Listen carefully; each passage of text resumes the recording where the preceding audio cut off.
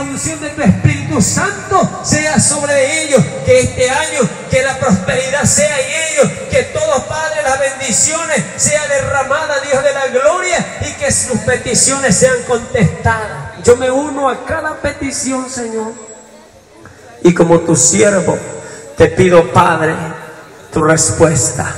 Aleluya, Señor. Muchas gracias, Padre.